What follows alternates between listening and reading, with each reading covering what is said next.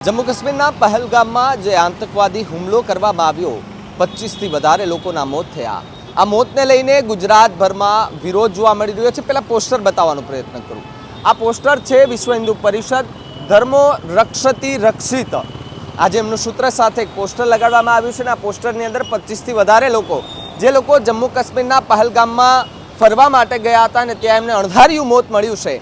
આ મોત મળતાની સાથે જ ત્યારે એ લોકોના ફોટા સાથે એમને શ્રદ્ધાંજલિ પણ પાઠવવામાં આવી રહી છે।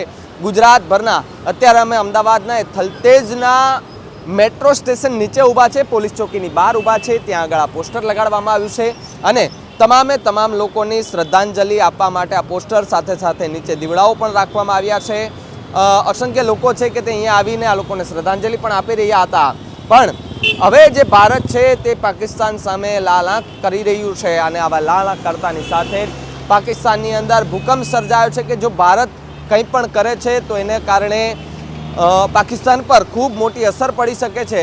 પણ જે આ પહેલગામની અંદર જે હુમલો કરવામાં આવ્યો, આ હુમલાને લઈને સૌથી મોટો સવાલ એ કે ત્યાં એ ધર્મ પૂછવામાં આવ્યો હોવાની વાત છે કે તમે ધર્મ તમારો ધર્મ બોલો, જો તમે હિન્દુ છો તો તમને મારી નાખવામાં આવશે, મુસ્લિમ છો તો તમને સાઇડલાઇન કરી દેવામાં આવશે।